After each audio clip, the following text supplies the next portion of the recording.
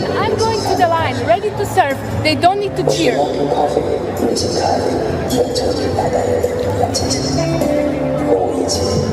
No one's talking to you. She's talking to me, okay? I haven't started. Your team is chanting. I'm too old for these mind games, okay? Have you ever been in a moment where you finally feel in control, only for someone to accuse you of cheating and everything suddenly spirals out of control? That's exactly what happened at the 2025 China Open, when Belinda Bencic abruptly turned toward Coco Gauff's team and accused them of playing mind games right in the middle of a match. What should have been a routine point instantly exploded into a viral confrontation that shook the entire tennis world. Bencic and Gauff getting into a bit of an altercation during that changeover, and Bencic accusing Gauff's team of cheering when she's beginning to serve. Bit of niggle there. Yeah, it was quite a heated exchange, the changeover. Fans are now asking the same question. Did Belinda go too far, and did that emotional outburst actually cost her the entire match? But what truly happened on that court? And why are people saying this incident could have serious consequences? Belinda Bencic was in a strong position. She had already taken the first set and entered the second with confidence, momentum, and years of experience behind her. The stadium in Beijing was unusually quiet that day, which meant every movement, every shuffle of a foot, and every sound from the stands echoed sharply across the court. It was a little tempter for Gauff, and she met it. And we know with you, Elliot, that you can't drop shot against Coco Gauff. She's always there, and most of the points she's winning whenever opponents are drop shotting against her. She's too quick. Well spotted again from Gauff. Especially on a hard court with the bounce as well. Yeah. When a tense point ended in Coco Gauff's favor, her team clapped and cheered, something completely normal in any match. But in that unusually silent stadium, the sound echoed. That single cheer set Belinda off. Instead of staying focused, she turned toward Coco's player box, clearly frustrated, and complained that they were cheering while she was preparing to serve. Her voice sharpened, her body language shifted, and the calm, composed competitor suddenly became visibly irritated. When she looked toward Coco and her team, it was obvious that something was brewing.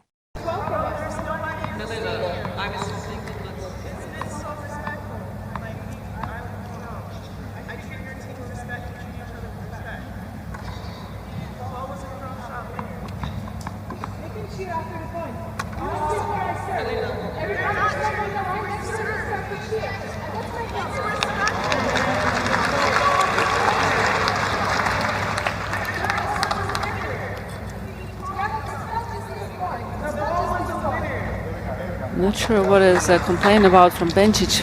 Probably from the reaction after the point, I think, from Gauff's box or the fans. She accused Coco's team of trying to distract her, of getting inside her head during critical moments. Then came the words that instantly set social media on fire. She called it mind games. She said she was too old for this. A 28-year-old veteran, in the middle of a match, accusing a 21-year-old Grand Slam champion of psychological tactics instead of just playing tennis. In that moment, the entire energy on the court shifted. You could feel the tension rise. Coco, who had been struggling earlier in the match, suddenly looked sharper and more locked in than ever. And that's when fans began to ask, was Belinda simply frustrated, or was she actually accusing Coco of cheating?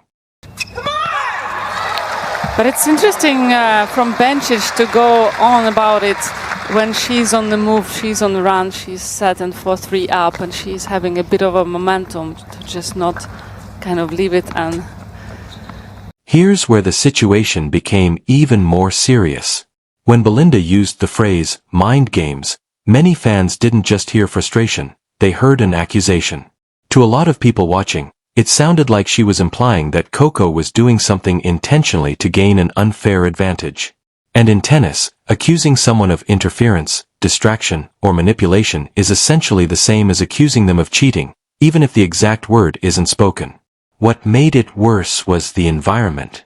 This wasn't a packed stadium drowning in noise. It was a quiet, echo-filled arena where every sound felt amplified. Yet Belinda's reaction made it seem as if Coco's team had committed a serious violation. She pointed toward the player box. She complained to the umpire. She brought it up repeatedly during the changeover. The more she talked, the more the moment shifted from simple frustration to a public accusation. Meanwhile, Coco didn't lose her cool. She didn't fire back. She didn't roll her eyes or clap sarcastically. She simply explained that the stadium was nearly empty and insisted that no one was being disrespectful. But by then, the damage was done. The cameras captured everything. The microphones caught every word. And the internet quickly ran with one explosive narrative. Belinda Bencic had just accused Coco Gauff of cheating. Clips of the confrontation exploded across every platform within minutes. Fans replayed it over and over. Comment sections filled with arguments, debates, and hot takes. Some defended Belinda. Others said she embarrassed herself on a global stage. But no matter where people stood, one thing became clear. The story had shifted from tennis to controversy. And that's when reports started circulating that Belinda's outburst might have real consequences. As the clips continued to spread, the conversation deepened. People weren't just talking about the argument anymore. They were talking about punishment. Analysts, commentators, and longtime fans began asking the same question. Is Belinda Bencic about to be fined? Professional tennis has strict standards for behavior. Publicly accusing an opponent or their team of interference can be considered unsportsmanlike conduct, especially if it crosses into disrespect. And Belinda's comments weren't subtle. Telling an opponent's team to shut up, saying she was too old for these mind games, and repeatedly confronting the umpire put her under the spotlight. Before long, speculation about a possible fine began to spread. Former players hinted that the WTA could get involved. Commentators suggested code violations or financial penalties were on the table. Some even claimed disciplinary discussions had already begun behind the scenes. Whether those rumors were true or not, one thing was undeniable. Belinda's reputation was taking a hit. Instead of headlines celebrating her comeback as a new mother, the conversation shifted to her emotional outburst. Instead of being remembered for winning the first set, she was being remembered for pointing fingers and losing control. All because of a moment she could have easily brushed off. While the internet argued, the court told a different story. Coco Gauff was locking in. She had just been publicly accused on one of the biggest stages in tennis. Her team had just been disrespected. The tension inside the arena was thick. For many players, that kind of moment would shatter their focus. But for Coco, it had the opposite effect. At first, the confrontation rattled her. She tossed in a few double faults, clear signs of nerves. But instead of spiraling, she reset. You could see her slow down, breathe deeper, and center herself between points. It was as if she reminded herself exactly who she was. From that moment on, her focus sharpened. Her footwork became more aggressive. Her shots carried more intention. Meanwhile, Belinda looked stuck in the moment that had already passed. Still replaying the argument, still glancing at the box, still letting emotion consume her. Point by point, the gap widened, not because of skill alone, but because of composure.